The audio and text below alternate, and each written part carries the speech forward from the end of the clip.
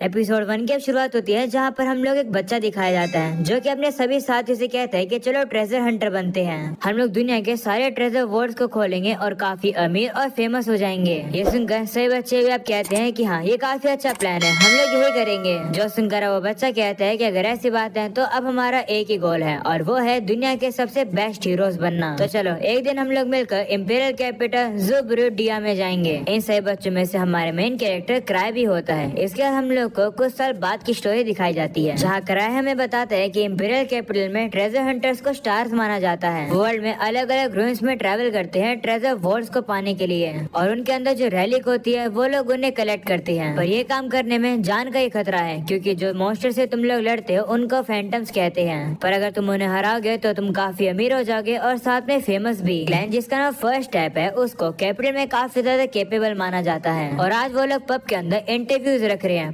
Potential new members को ढूंढने के लिए। क्राया बताता है कि एक क्लैन पार्टीज का कलेक्शन होता है जो एक साथ आकर एक दूसरे की मदद करते हैं, क्योंकि एक जो सोलर हंटर होता है उसकी भी एक लिमिट होती है। पर अगर तुम और ऊंचा उठना चाहते हो तो तुम्हें एक अच्छी पार्टी की जरूरत है, जिससे कि तुम अपने साथियों के साथ और ज्यादा ताकतवर हो सकते हो। पर अनफॉर्चुनेटली मैं इस चीज को करने में फेल हो गया हूँ। क्राई भी अब लाइन में लगा हुआ होता है, तभी एक लड़की अब उसे कहती है, क्या तुम भी पार्टी ज्वाइन करने आए हो? वह उसे कहती है, माफ करना, मैं तुमसे अचानक से पूछ रही हूँ, सभी लोग थोड़े बहुत डरावने लग रहे हैं, पर तुमसे बात करना थोड़ा सा इजी लग रहा है। वह उसे बताती है कि उसका नाम रूडा है और वो हाल फिलहाल में लेवल 3 में प्रमोट हुई है। वो अब हाथ मिलाने के लिए हाथ आगे बढ़ाती है, पर क्राई उससे हाथ नहीं मिलाता है। वो सीधा उसे कहता है कि मेरा नाम क्राई एंड रे है, तुमसे मिलकर अच्छा लगा। तो रूडा अब कहने लगती है कि आज तो काफी सारे लोग आए हैं, इतने समय तक मैं भी सोलो थी, पर मैं एक ट्रेजर वर्ल्ड को हैंडल नहीं कर पाई, जिसे व्हाइट वुल्फ डैन कहते हैं। इसलिए मैंने सोचा कि मुझे पार्टी ज्वाइन करनी चाहिए। ये सुनकर अब एक बंदा रूडा से कहता है कि तुम तो मुझे हंसी दिला रही हो, तुम लेवल 3 पे हो और तुम व्हाइट वुल्फ डैन को हराने की कोशिश कर रही थी। ये जगह तुम जैसे नूब हंटर्स के लिए नहीं है। उसकी बात सुनकर रूडा गुस्सा हो जाती है और कहती है कि तुमने नूब किसको बुलाया, जिस पर वो बंदा कहने लगता है कि जो स्टेप है वो एक रीओन्ड क्लैन है, तुम्हारा तो सिर्फ लेवल 3 है, तुम तो एक मिड ग्रेड ही हो, पर ऐसी जगह पर तुम एक बिगिनर ही हो, तुम्हें तो यहाँ से घर चले जाना चाहिए। ये सुनकर रूडा गुस्सा हो जाती है और अब वो अपने वेपन को निकाल कर उसके ऊपर हमला करने वाली होती है। तभी वहाँ पर कुछ ऑफिसर्स आ जाते हैं और अब वो उनकी लड़ाई को रोकते हैं और कहते हैं कि अगर तुम लोग रुकोगे नहीं तो तुम्हें कोई भी क्लैन को ज्वाइन करने का मौका नहीं मिलेगा। जो सुनकर अब उन लोगों को शांत होना पड़ता है। वहीं हम क्राई को देखते हैं जो कि तो अपना मुंह ही छुपा रहा होता है। अगले सी में वो लोग अब अंदर आते हैं, जहाँ पर रूडा कहती है कि यहाँ तो काफी सारे हंटर्स हैं, मैं तो ऐसी जगह पर कभी भी नहीं आई हूँ, क्या क्राई तुम आ चुकी हो? तो वो कहता है, हाँ, ये मेरा 5th बार है जब मैं यहाँ आया हूँ। ये सुनकर रूडा हैरान हो जाती है और कहती है, माफ करना, मुझे पता नहीं था। तो क्राई कहते हैं, कोई बात नहीं, माफी मांगने की जरूरत नहीं है। वह सोचने लगता है कि एक हंटर के लिए स्किल ही सब कुछ होती है। जो टैलेंटेड लोग होते हैं वो तो अपनी रैंक को काफी इजीली से बढ़ा सकते हैं, और जो टैलेंटेड नहीं होते हैं उनके चांसेस काफी कम होते हैं। तभी रूडा सामने की तरफ एक पार्टी को देखती है और कहती है कि ये कौन सी पार्टी है जो कि काफी फ्लैशी लग रही है, वहाँ तो काफी भीड़ भी है। तो क्राई अब उसे बताता है कि ये तो अर्थ ब्रेव के मेंबर्स हैं, ये लोग भी लोगों को रिक्रूट करने आए हैं, और ये जो पार्टी है ये सबसे ताकतवर है। इन लोगों ने लेवल 7 के ट्रेजर वर्ल्ड को सिर्फ 6 मेंबर से ही कंप्लीट कर लिया। ये सभी एलीट है। बीच में जो बंदा बैठा है वो उस पार्टी का लीडर है, उसका नाम आर्क रोडिन है। अगर वो तुम्हें एक्सेप्ट कर लेता है तो तुम्हारे हंटर होने के चांसेस पूरी गारंटी हो जाते हैं। पर जितना मुझे पता है ऐसे इवेंट में आज तक उन्होंने किसी भी मेंबर को रिक्रूट नहीं किया है। जो सुनकर रोडा कहती है कि वहाँ पीछे भी एक डेस्क है, पर वहाँ पर तो कोई भी नहीं है, वो किस पार्टी का है? इससे पहले क्राई कुछ बता सके तभी वहाँ पर वही बंदा आ जाता है और उसे कहता है, मेरा नाम है ग्रेग, मैं तुम्हें बताता हूँ कि आखिर वो पार्टी कौन सी है। वो टेबल उस पार्टी की है जिन्होंने फर्स्ट स्टेप को ओरिजिनली बनाया था। उनका नाम ग्रीवर्स है और उन्होंने ही इस क्लैन को फाउंड किया है। ये बात सुनकर क्राई अब कहने लगता है कि जो ग्रीवर्स हैं ये उन यंगस्टर्स का ग्रुप है जो कि कुछ सालों पहले कैपिटल में आया था। वो सभी लोग काफी ज्यादा ही टैलेंटेड हैं, वो काफी ज्यादा फेमस है, उन्हें कैपिटल के टॉप पार्टीज में से एक माना जाता है। उन सभी का पूरा नाम है ग्रीविंग सोल्स। ये पार्टी और किसी की नहीं बल्कि मेरे बचपन के दोस्तों की ही है। वही अब ग्रेग बताने लगता है कि ऐसा हिस्ट्री में पहली बार हुआ है कि ग्रीवर्स आज एक न्यू मेंबर सिलेक्ट करने वाले हैं। इस वजह से यहाँ पर इतने सारे लोग आए हुए हैं, पर वहाँ पर वो लोग भी आए हैं जिन्हें सोलो हंटर्स कहते हैं, वो भी ग्रीवर्स को ज्वाइन करना चाहते हैं। तभी वहाँ पर अब एक हंटर आ जाता है जो कि कहने लगता है कि ग्रीवर्स कहाँ पर है, मेरे पास लूजर्स के लिए टाइम नहीं है। मैं यहाँ पर इसलिए आया हूँ क्योंकि मैंने सुना है कि यहाँ पर सिर्फ बेस्ट लोग आते हैं। एक दिन मैं सभी हंटर्स में से सबसे ताकतवर बनूंगा। मैं ऑलरेडी लेवल 4 पर हो चुका हूँ और मैं चाहता हूँ कि कैपिटल की सबसे स्ट्रॉन्गेस्ट पार्टी मुझे रिक्रूट करे। तभी उसके सामने एक लड़की आ जाती है जिसका नाम होता है टीनो। वो उससे कहने लगती है कि तुम्हें अपनी जगह मालूम होनी चाहिए। ये देखकर दूसरा बंदा अब टीनो को रोकने की कोशिश करता है, पर टीनो कहती है, नहीं रहने दो, मैं इसे जल्दी से यहाँ से भगा देती हूँ। अगर मेरी बहन यहाँ पर होती तो वो भी यही करती, क्योंकि ग्रीविंग सोल्स में सिर्फ मैं ही जा सकती हूँ, क्योंकि मैं ही डिजर्विंग हूँ। जो सुनकर वो बंदा उसे कहते नहीं, तुम्हें लड़ना नहीं चाहिए क्योंकि वाइस मास्टर ने मना किया है, बेवकूफों को इग्नोर करो। ये सुनकर वो बंदा फिर से गुस्सा हो जाता है और कहता है कि बेवकूफ किसको कहा। तभी ग्रेग अब उन सभी से कहता है कि इस बंदे को दिखा दो कि आखिर स्टेप्स क्या हैं। ये सुनकर सभी साइड में हट जाते हैं और अब उन लोग के लिए लड़ने के लिए जगह बना देते हैं। बेटिनो भी लड़ने के लिए रेडी हो जाती है। ये देखकर क्राई अब रोड़ा से कहता है कि हम लोग यहाँ पर रहेंगे तो मारे जाएंगे, चलो बाहर निकलते हैं। जिसके बाद वो वहाँ से जाने लगते हैं। वहीं पर क्राई छुप छुप कर जा रहा होता है और अब मन में सोचता है कि मुझे लगा ही था कि मुझे यहाँ नहीं आना चाहिए। वहीं टीनो अब लड़ने वाली होती है, पर तभी अचानक से उसे क्राई की प्रेजेंस फील हो जाती है। दूसरी तरफ हम लोग उसी बंदे को देखते हैं जो कि टीनो के ऊपर अब हमला करने के लिए आ जाता है, पर टीनो की नजर अब सीधा क्राई के ऊपर चली जाती है। वो देखती है कि वो तो वहाँ से जा रहा था, इसलिए वो सामने से हट जाती है और क्राई के पास चली जाती है। वहीं पर उसी बंदे का जो हमला होता है वो दीवार पर जाकर लग जाता है। हम अब टीनो को देखते हैं जो कि क्राई के सामने आकर उसे रोक लेती है और वो क्राई से कहती है, मास्टर आप यहाँ क्या कर रहे हो, आप यहाँ पर कितनी देर से हो। तभी वहाँ पर आर्क भी आ जाता है। वो क्राई से कहता है कि तुम लेट आए हो, तुम क्लैन मास्टर हो और ग्रीविंग सोल्स के लीडर भी हो,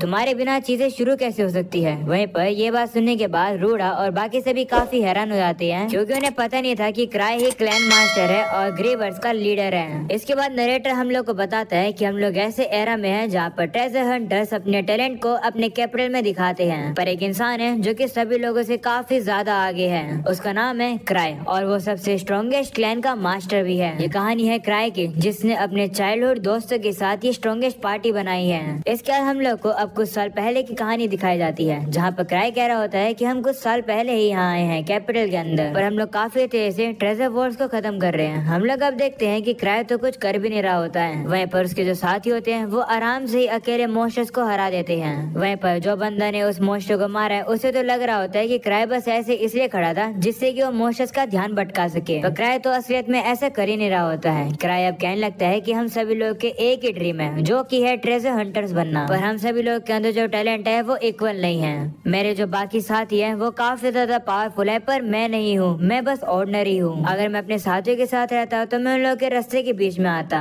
वो सभी लोग काइंड है, वो मुझे जाने के लिए नहीं कहेंगे, इसलिए मैंने खुद ही डिसाइड किया कि मैं इस पार्टी को लीव कर दूंगा। और अगले सी में क्राई सभी लोगों का शुक्रिया करता है और कहता है कि मुझे पता है कि तुम सभी लोग काफी कमाल के हंटर्स बनोगे, तो मैं होप करता हूँ कि तुम लोग समझोगे। जो सुनकर वो लोग अब कहने लगते हैं कि हम लोग ये सोच रहे थे कि हमारे पास एक लीडर नहीं है, तो तुम्हें लीडर बनना चाहिए। ये सुनकर सभी लोग कहते हैं हाँ ये आइडिया काफी अच्छा है, क्राई हमारा लीडर बनेगा। ये सुनकर क्राई अब काफी हैरान हो जाता है और कहता है कि मैं तो कुछ और ही बोला था, तुमने तो मुझे लीडर ही बना दिया। पर वो लोग उसकी बात सुने नहीं रहे होते हैं। क्राई अब कहने लगता है यहाँ से शुरुआत हुई थी चीजों की, इस तरीके से मैं अपने बचपन के ताकतवर दोस्तों का पार्टी का लीडर बन गया। मैं हमेशा होप करता हूँ कि मैं हंटर होने से रिटायर हो सकूं। अगले सीन में हम लोग रूडा को देखते हैं जो कि कह रही होती है कि मुझे तो विश्वास ही नहीं हो रहा है कि क्राई ही फर्स्ट स्टेप का क्लैन मास्टर है। दूसरी तरफ हम लोग आर को देखते हैं जो कि क्राई से कहने लगता है कि तुम यहाँ पर लेट इसलिए आए हो क्योंकि तुम ज्यादा सो गए थे। कितना अच्छा जोक मारा है। जो सुनकर टीनो वहाँ पर आ जाती है और वो उसे कहती है कि मेरे मास्टर से दूर हो जाओ, तो वो भी मान जाते हैं। और अब वो क्राई से कहने लगता है कि लगता है तुम छुप कर इसलिए आए थे जिससे कि तुम क्राउड को अच्छे से देख पाओ, वो भी कॉमन पर्सन बनकर, इसलिए तुमने अपनी यूनिफॉर्म नहीं पहन रखी है। वहीं आपने हमें ऑर्डर दे रखा है कि हम लोग प्रॉपरली ड्रेस हो। तो क्राई कहता नहीं ऐसा कुछ भी नहीं है, मैंने कहा ना कि मैं ज्यादा सो गया था, तो रेडी होने का मुझे समय नहीं मिला। इस बात पर अब बार्क विश्वास ही नहीं करता है, उसे लगता है कि वो मजाक कर रहा है। क्राई मन में कहने लगता है कि हंटर्स ऐसे लोग होते हैं जो कि दूसरों की बातों को नहीं सुनते हैं। टीनो अब कहने लगती है कि ये आर्क कितना ज्यादा इंसल्टिंग है, इसे क्लैन से हटा देते हैं, जिस पर क्राई कहता है नहीं। क्राई मन में कहता है कि इस लड़की का नाम है टीनो शेड, ये एक सोल हंटर है और ये मेरे बचपन के दोस्त लिज की अप्रेंटिस है। इसके बाद आर्क अब क्राई से कहते हैं कि क्या तुम्हें कोई अच्छा कैंडिडेट मिला, जिस पर क्राई कहता है कि हमारे पास एनएफ मेंबर हैं। जिसके बाद अब वो कहता है कि अगर मैं कहूँ कि मुझे एक पोटेंशियल न्यू मेंबर दिखता है तो क्या तुम उसे लोगे, जिस पर वो कहते हैं हाँ। ये बात सुनने के बाद अब सभी लोग काफी हैरान हो जाते हैं। भाई आर्क की एक साथी कहती है कि ये तुम क्यों कर रहे हो, जिस पर आर्क अब उसे रोक देता है और कहते हैं कि मैं सिर्फ एक ही पर्सन को लूंगा। जो सुनकर क्राई कहते हैं तो क्या तुम किसी को भी लोगे, तो आर्क कहते हैं हाँ, पर उस बंदे को तुम सिलेक्ट करोगे। ये सुनकर क्राई अब सोचता है कि आर्क काफी हैंडसम है, साथ में वो काफी जेनरस भी है। वहीं टीनो भी क्राई से कहती है कि मैंने डिसाइड कर लिया है कि मैं आपको ही ज्वाइन करूंगी, मैं आर्क की पार्टी को ज्वाइन नहीं कर सकती हूँ। तभी हम देखते हैं कि वहाँ पर अब वही लड़का आ जाता है, जिसे देखकर टीनो गुस्से में आकर उसे लड़ने के लिए जा रही होती है, जो देखकर क्राई अब उसे रोकता है। क्राई अब उस बंदे से कहता है कि तुमने कहा कि तुम लेवल 4 पर हो है ना, पर तुम किसी भी पार्टी में नहीं हो। ये सुनकर वो बंदा कहता है कि अपने काम से काम रखो, मेरा नाम गिलबर्ट है, गिलबर्ट ऑफ परगेटोरियल स्वॉर्ड। ये सुनकर क्राई अब सोचता है कि गिलबर्ट काफी जल्दी एक एसेट नहीं बन पाएगा, पर अगर आर्क और बाकी सभी लोगों से ट्रेन करेंगे तो शायद से वो अच्छा बन पाएगा। पर अभी भी लोगों को जज करने में मैं काफी बेकार हूँ, तो किसी को भी मैं चुनूंगा वो लक पर चुनूंगा।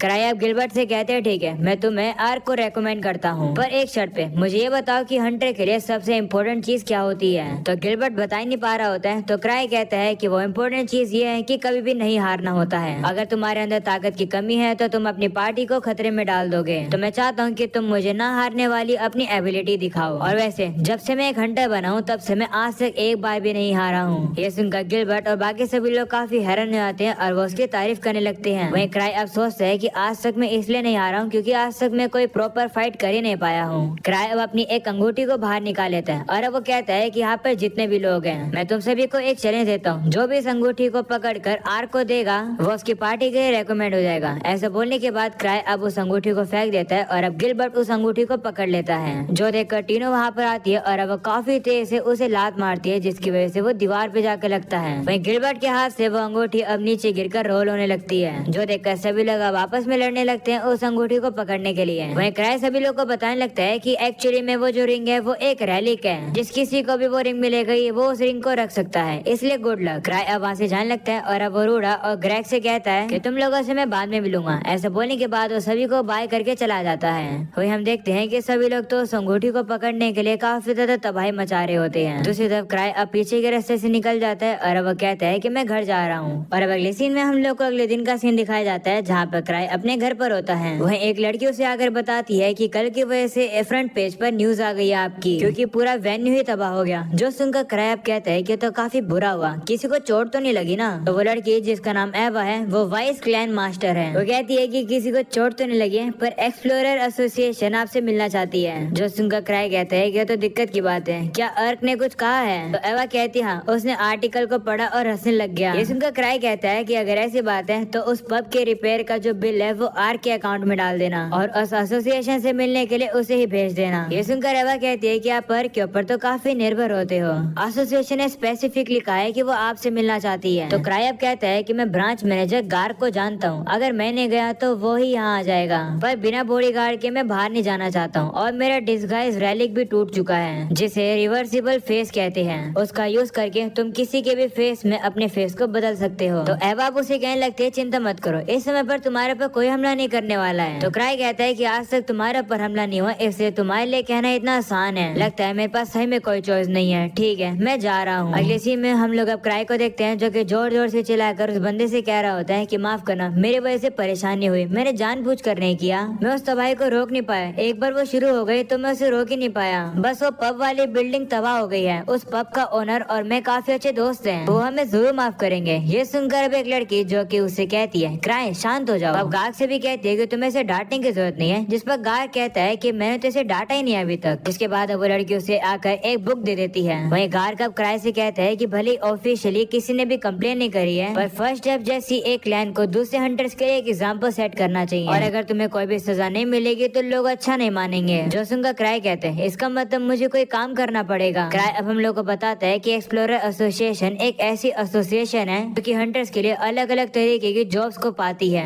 कुछ जॉब्स पे काफी कम पैसे मिलता है और कुछ जॉब्स तो काफी मुश्किल होती है। उन जॉब्स को कोई नहीं करना चाहता है, हंटर उन जॉब्स को चोर्स बुलाते हैं। क्राई अब गार्क से कहते हैं कि तुमने मेरे लिए बहुत कुछ किया है, इसलिए मैं भी तुम्हारे लिए काम कर दूंगा, पर फिर भी हमारी ये गलती इतनी भी ज्यादा बड़ी नहीं थी। जिसके बाद क्राई अब अपने लिए कोई इजी जॉब ढूंढने लगता है, जो कि वो उसे खुद ना करके आर्क को दे देगा। वो अब थोड़ा ढूंढता है और अब वो लेवल 3 की जॉब को एक्सेप्ट कर लेता है। वो जॉब है एक रेस्क्यू मिशन की, जिसमें कुछ मिसिंग लोगों को ढूंढना है। अगले सीन में अब हम उस लड़की को देखते हैं जो कि गार्क से कह रही होती है कि क्राई काफी ज्यादा एनर्जी से भरा रहता है। तो गार्क कहते हैं हाँ, वो हमेशा से ही ऐसा है, कुछ भी बदला नहीं है, और देखो तो वो कितना कमाल का है, उसने सबसे डेंजरस मिशन लिया है। वही क्राई को तो ये बात पता ही नहीं होती है कि सबसे खतरनाक मिशन वो गलती से लेकर आया है। घर आकर अब उसे पता चलता है कि आर्क तो यहाँ पर है ही नहीं। टीनो अब उसे बताती है कि जो आर्क है उसे कुछ नोबल्स ने अपने पास बुलाया है और वो थोड़े समय के लिए आएगा नहीं। ये सुनकर क्राई कहते हैं इसका मतलब यहाँ कोई भी नहीं है। तभी टीनो क्राई को दिखाती है कि उसे उसकी रिंग मिल चुकी है। वो अब कहने लगती है कि मैं नहीं चाहती हूँ कि कोई और इस रिंग को अपने पास रखे, क्या मैं इसे रख सकती हूँ अपने पास। तो क्राई कहते हैं ठीक है, वैसे भी ये एक शूटिंग रिंग है। जो सुनकर टीनो अब खुश हो जाती है। तभी क्राई अब उसे कहता है कि क्या तुम अभी फ्री हो, जिस पर वो अब खुश होती है और कहती है हाँ मैं बिल्कुल फ्री फ्री हूँ, बहुत ज्यादा फ्री हूँ। तो क्राई अब उसे कहते हैं कि ये तो एक परफेक्ट बात है। दरअसल एक्सप्लोरर एसोसिएशन से मुझे एक क्वेस्ट मिली है। ये बात सुनने के बाद टीनो काफी डर जाती है और अब वो चुपचाप से काफी तेजी से वहाँ से चली जाती है। जो देखकर क्राई हाउंडिंग चेन नाम के रैलिक को यूज करता है और अब वो चीज टीनो को काफी जल्दी से पकड़ कर ले आती है। वो क्राई से कहने लगती है कि जिंदगी का सबसे बड़ा झटका आपने मुझे दिया है, मुझे आपने धोखा दिया है। मुझे नहीं पता था कि आप मुझे दिक्कत में डाल दोगे। मैं तो बस आपके साथ जाकर आइसक्रीम खाना चाहती थी और आप मुझसे ये इतना खतरनाक चोर करा रहे हो। आखिर ऐसी जॉब लेता ही कौन है? जिस पर क्राई कहता है तुमने सही कहा, ऐसी जॉब कोई भी नहीं लेता है। तो टीना उसे कहती है मास्टर मैं तो अभी सिर्फ लेवल 4 पर ही हूँ, मैं 5 लोगों को अकेले रेस्क्यू कर ही नहीं पाऊंगी। मुझे पता है कि आप मुझे ऐसा मिशन इसलिए दे रहे हो जिससे कि मैं ताकतवर बन सकूं, पर इस काम में मैं मारी भी जा सकती हूँ। ये सुनकर क्राई थोड़ा सा डर जाता है और वह कहता है कि लेकिन ये तो सिर्फ लेवल 3 की जॉब है। वह उसे कहते हैं तुमने कहा था ना कि तुम अकेला नहीं जाना चाहती हो, तो ठीक है मैं तुम्हारे साथ किसी को भेज दूंगा। जो सुनकर अब टीनो थोड़ी सी शर्मा जाती है और अब उसे लगने लगता है कि क्राई उसके साथ जाएगा, पर असलियत में ऐसा होता ही नहीं है। क्राई उसे कहता है कि ये जो व्हाइट वुल्फ डेन में है ना, तो इसलिए तुम्हारे साथ ग्रेग, गिलबर्ट और रूडा जाएंगे। वही हम देखते हैं कि टीनो इस बात से बिल्कुल भी खुश नहीं है। वहीं क्राई ये सब कुछ ऊपर से देखकर काफी एंजॉय कर रहा होता है और अब यही हो जाता है ये एपिसोड खत्म।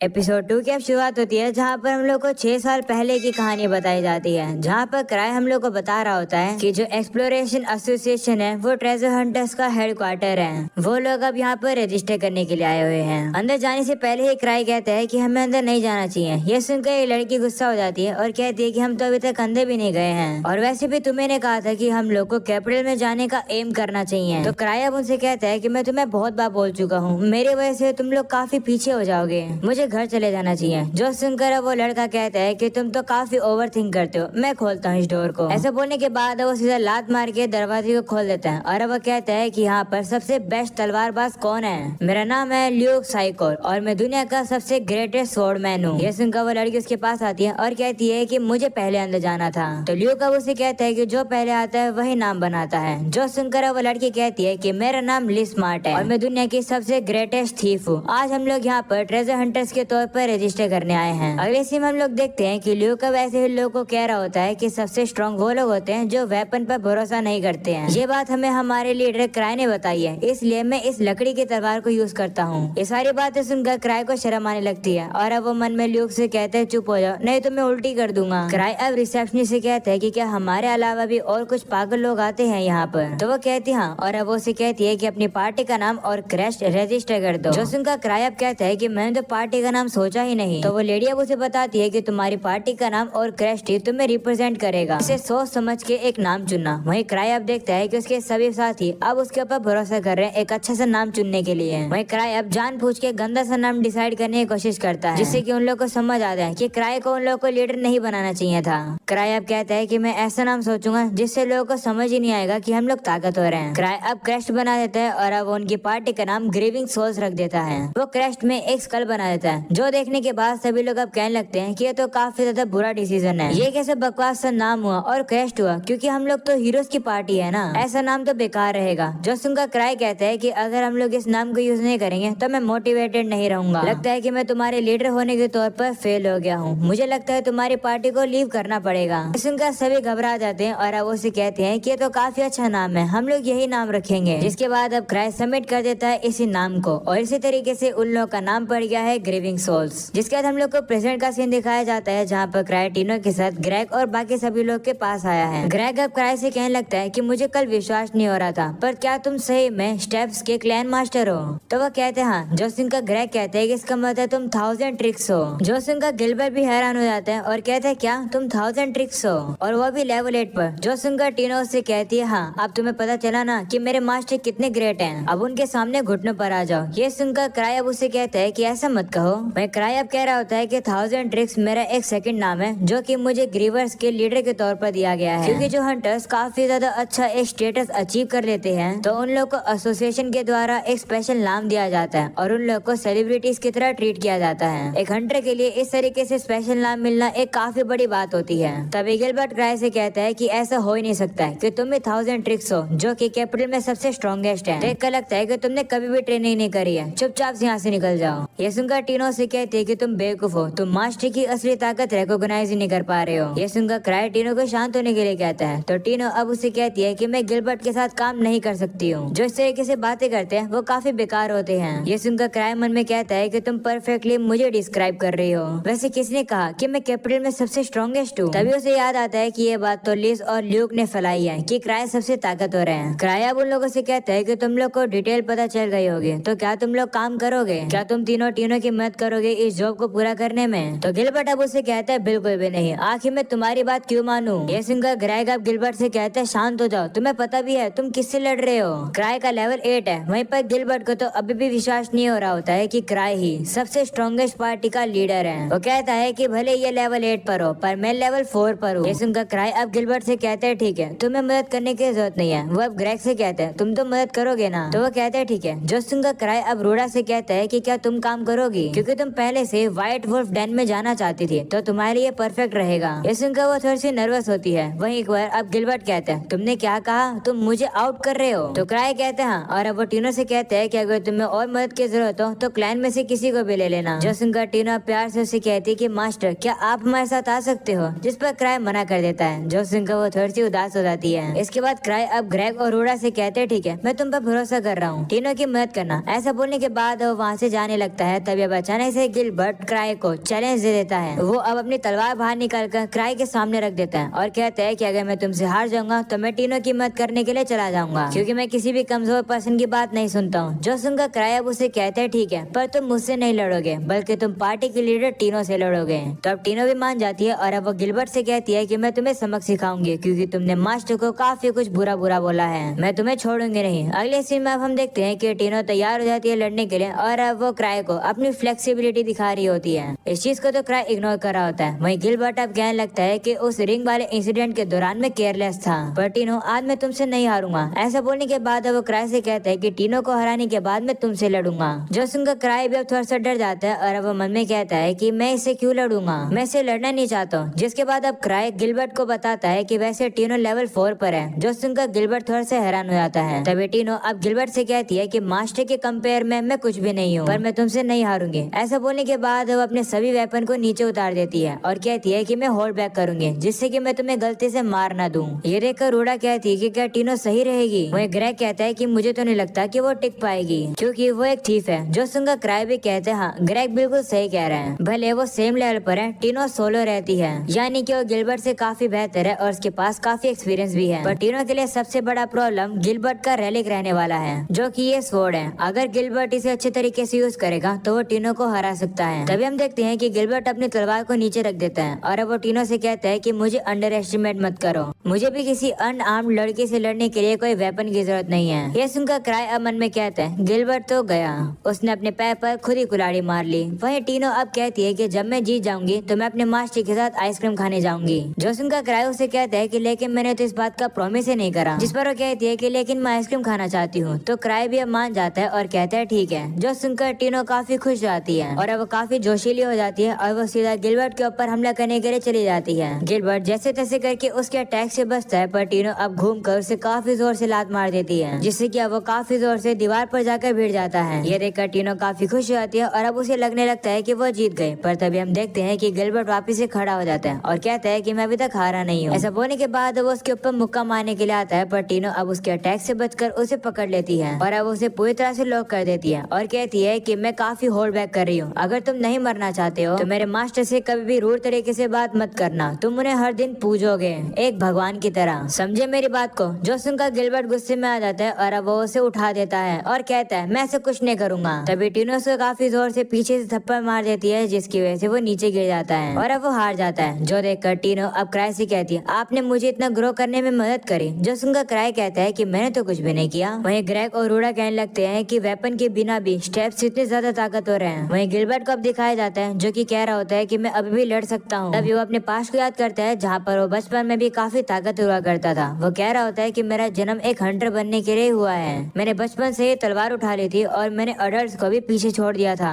मैं बड़ा हुआ और फिर मैं कैपिटल में आया, जिसके बाद मैंने एक पार्टी बनाई और बाकी सभी लोगों के साथ मैंने काफी सारे ट्रेजर वॉल्ट्स को खोला। मुझे अपने आप पर काफी गर्व था क्योंकि मैं इतना जल्दी काफी दूर तक पहुँच गया था। कोई भी मुझे हरा नहीं सकता था क्योंकि मैं ही ताकतवर था। तभी उसे होश जाता है और अब टीनो से कहती है कि अगर तुम अब भी लड़ना चाहते हो तो तुम इस बार अपनी तलवार यूज कर सकते हो, जिस पर वो कहते हैं नहीं। ये सुनकर टीनो से कहते हैं कि तुम कितनी घमंडी हो, तुम्हें पता है ना कि अगर तुम एक बार मर जाओगे तो सब कुछ खत्म हो जाएगा। ऐसे बोलकर टीनो वहाँ से चली जाती है। वहीं पर गिलबर्ट भी अब सोचता है कि हाँ, टीनो सही कह रही है, अगर वो असली फाइट करती तो मैं अब तक कब का मारा भी जाता। मुझे काफी बुरा फील हो रहा है क्योंकि मुझे पता चल गया है कि मैं कितना कमजोर हूँ। तभी क्राइब उसे कहता है कि तुमने अपनी पार्टी को इसलिए छोड़ा है ना क्योंकि तुम्हारी और बाकी सभी लोग की पावर्स के बीच में काफी बड़ा डिफरेंस था। जिस पर गिलबर्ट कहता है हाँ, तुम्हें कैसे पता? जिस पर क्राई कहता है कि ये सेम चीज मेरी पार्टी में भी हुई है, पर हमारे केस में कोई भी अबेंडन नहीं हुआ। क्राई मन में कहता है कि उन लोगों ने मुझे अबेंडन ही नहीं किया। वही अब गिलबर्ट हैरान होकर कहता है कि जो ग्रीविंग सोल्स है वो कैपिटल के अंदर एलिट्स का एक ग्रुप है, तो इसका मतलब क्राई इतने समय से लोगों को इस तरीके से मर्सी दिखाता आ रहा है। ये सही में 1000 ट्रिक है, किसी को भी इसके असली नेचर के बारे में नहीं पता है। ये तो बिल्कुल एक फैंटम की तरह है। तभी क्राई अब उसके तलवार पर एक लात मार देता है, जिससे कि वो तलवार अब एक्टिवेट हो जाती है और अब क्राई उस तलवार की आग को कंट्रोल करने लगता है और कहता है कि तलवार तो काफी कमाल की है, तुम्हें इसे अच्छे से ट्रीट करना चाहिए। वहीं पर गिलबर्ट अब काफी हैरान हो जाता है ये देखकर कि क्राई ने इतना इजीली से उस स्वॉर्ड को हैंडल कर लिया। वो कहता है कि ऐसी फ्लेम्स को तो मैं भी मैनेज नहीं कर सकता हूँ, पर इसने कैसे कर लिया?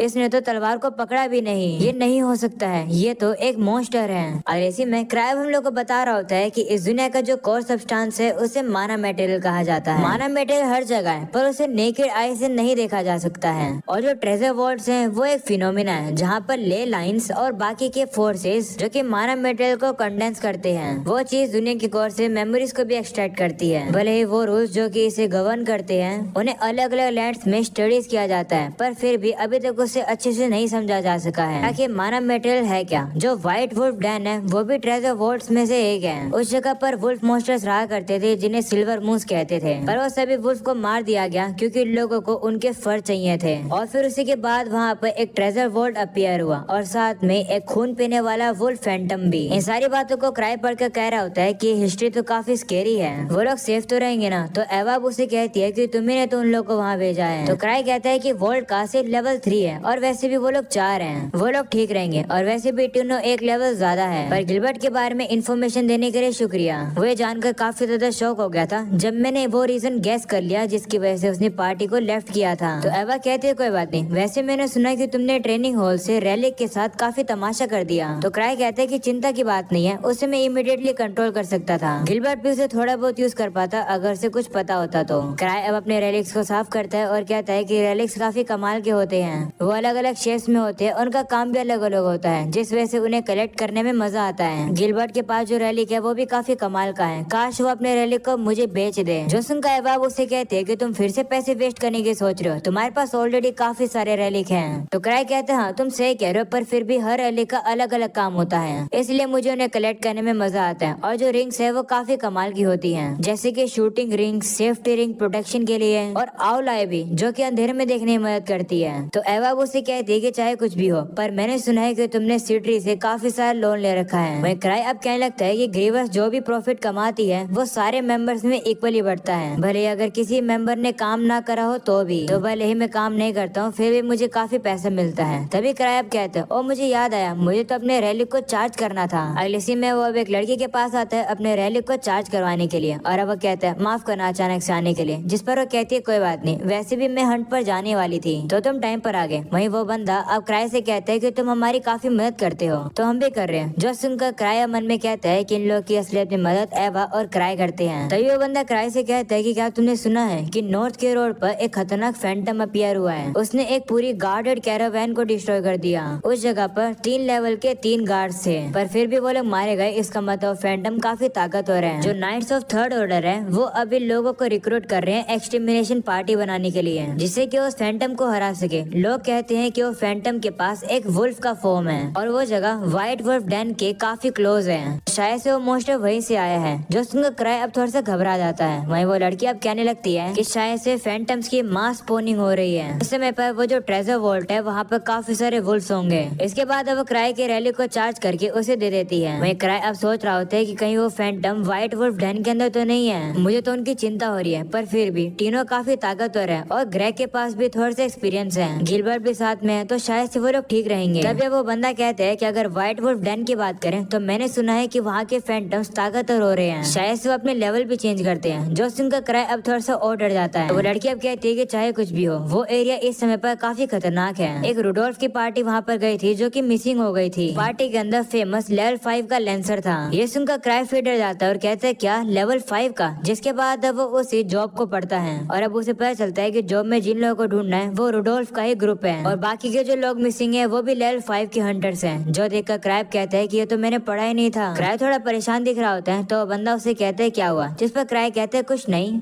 मैंने बस टीनो को व्हाइट वुल्फ डैन में भेजा है। जो सुनकर वो हैरान हो जाते हैं और कहते हैं क्या तुमने टीनो को, जो कि लेवल 4 की है, एक ऐसे ट्रेजर वर्ल्ड में भेजा है जहाँ पर लेवल 5 की पार्टी मिसिंग हो गई थी। आप तो काफी ज्यादा खतरनाक हो। तो क्राई कहते हैं हाँ, मैंने उसे इसलिए भेजा है जिससे कि उसकी थोड़ी सी प्रैक्टिस हो जाए, चिंता की कोई बात नहीं है। मैंने उसके साथ 3 हंटर्स को और भेजा है। जो सुनकर वो फिर से हैरान हो जाते हैं और कहते हैं कि ये मिशन ऑलरेडी काफी डिफिकल्ट है और आपने 3 लोगों को ही भेजा है, इसका मतलब जो आप ट्रायल लेते हो वो असली है। क्राइब थोड़ा सा डर जाता है और कहता है कि मुझे कुछ काम याद आ गया। ऐसा बोलने के बाद वो चला जाता है। वो अकेले में खड़ा होकर थोड़ा सा घबरा रहा होता है और कहता है कि वो लोग ठीक तो रहेंगे ना, गिलबर्ट तो थोड़ा सा ताकतवर है ही, उसके पास तो उसकी तलवार भी है। तभी क्राई को याद आता है कि उसकी तलवार को तो क्राई ने वेस्ट कर दिया था, यानी कि गिलबर्ट को अपनी तलवार को चार्ज करने की जरूरत है और उसने चार्ज ही नहीं किया होगा। वो याद करके क्राई अब थोड़ा सा और डर जाता है। अगले सीन में अब उन्हीं लोगों को दिखाया जाता है जो कि ग्रेग कहता है कि इतना दूर आने के बाद भी हम लोग को ट्रेजर वर्ल्ड क्यों नहीं मिला है। तभी टीनो उनसे कहती है कि इसलिए मैंने तुमसे वो लेटर लिखवाया कि अगर तुम मर जाओगे तो इसकी रिस्पॉन्सिबिलिटी नहीं होगी।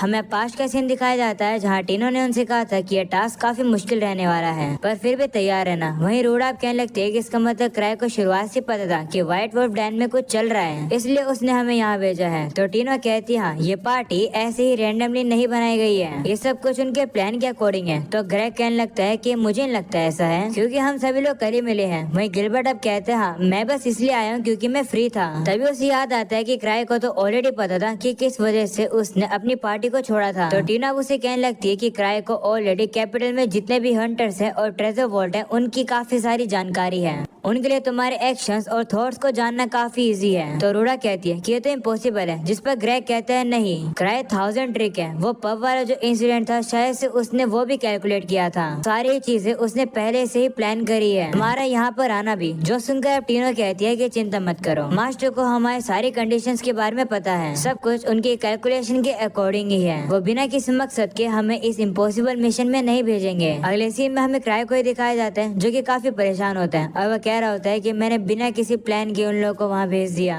मैं होप करता हूँ कि अगर चीजें मुश्किल हो जाए तो वो लोग वापस आ जाएं, पर मुझे पता है कि टीनो इतना जल्दी गिव अप नहीं करेगी। भले अगर मैं बैकअप को बुलाना चाहूँ तो भी काफी टाइम लगेगा और कोई जाएगा भी नहीं, इसका मतलब मुझे ही जाना पड़ेगा। अगर मैंने जल्दी करी तो उनके ट्रेजर वर्ल्ड के पहुँचने से पहले ही मैं उन्हें रोक सकता हूँ। मैं उन्हें ये कहूँगा कि कोई गलती हो गई है जिससे कि वो लोग रुक जाएं और बाद में मैं आर्क या फिर किसी और से कह दूंगा उस मिशन को कंप्लीट करने के लिए। जिसके बाद क्राई अब एक सीक्रेट कमरे को खोल देता है। तो इसी तरह हम लोग को टीनो और बाकी सभी लोग को ही दिखाया जाता है जो कि अब आगे बढ़ रहे होते हैं। तभी अब अचानक से उन लोगों के सामने एक काफी पावरफुल फैंटम आ जाता है। वो उसे देखकर काफी डर जाते हैं क्योंकि उस फैंटम के पास एक स्वॉर्ड और एक आर्मर है, यानी कि वो कोई नॉर्मल वुल्फ मॉन्स्टर नहीं है। टीनो अब कहने लगती है मास्टर, आप हमेशा मेरी एक्सपेक्टेशन को पार कर देते हो। वहीं हम अब देखते हैं कि वो फैंटम अब उन लोगों से लड़ने के लिए तैयार हो जाता है। अगले सीन में हम लोग क्राई को देखते हैं जो कि उस कमरे में आकर अपने लिए कोई काम के रेलिक्स को ढूंढ रहा होता है, पर उसे कुछ मिल ही नहीं रहा होता है। तभी अचानक से उसे एक लॉकर मिल जाता है। उससे उसके दिमाग में कुछ आइडिया आ जाता है और अब वो उसके अंदर की रेलिक को लेकर बाहर आ जाता है। उसके हाथ में काफी सारे रेलिक्स होते हैं। तभी एवा वहाँ पर आ जाती है और कहती है कि तुम इतने सारे रेलिक्स का क्या करोगे। तो क्राई कहता है कि मैं बस वॉक पर जा रहा हूँ, जिस पर एवा कहती है कि मुझे पता है कि तुमने ऑलरेडी सारी चीजों को कैलकुलेट कर रखा था, पर फिर भी तुम्हें उनकी चिंता हो रही है ना। तभी वो उसके पास एक लॉकेट को देखती है और कहती है कि ये तो सीट्री स्लाइम है, ये क्या कर रहा है तुम्हारे पास। तो क्राई अब जल्दी से उसे छुपा लेता है और कहता है कि मैं ऐसी थोड़ी किसी चीज को यूज करूंगा जो कि इंपीरियल लॉस को वायलेट करते हो। क्राई अब कहने लगता है कि जितने भी रेलिक्स मैं यूज कर सकता हूँ ऑफेंस के लिए वो माना से यूज किए जाते हैं, तो मैं इस रेलिक को अपने साथ लेकर जाऊंगा जिससे कि ये मेरे काम आ सके। वो अब जा रहा होता है। तभी एवा उसे कहती है कि क्या तुम श्योर हो कि तुम अपने साथ किसी और को नहीं लेकर जाओगे। तो क्राई कहता है नहीं, अगर मैं किसी को ले भी जाऊंगा तो ये रेलिक सिर्फ एक ही पर्सन पे काम करता है। ऐसा बोलने के बाद वो एक उड़ने वाले रेलिक को एक्टिवेट करके उड़ जाता है। उस रेलिक को देखकर एवा कहने लगते है कि शायद से तो वही रेलिक है जो कि ह्यूमन मिसाइल इंसिडेंट से आया है, जो कि काफी डेंजरस है और इसकी सेफ्टी बिल्कुल जीरो है। इसके अंदर तो कोई ब्रेक भी नहीं है और इसका कोई स्टीयरिंग व्हील भी नहीं है। ये रेलिक पूरी तरह से डिफेक्टिव है, इसे नाइट हाइकर कहते हैं। मैं होप करती हूँ कि क्राई ठीक रहे।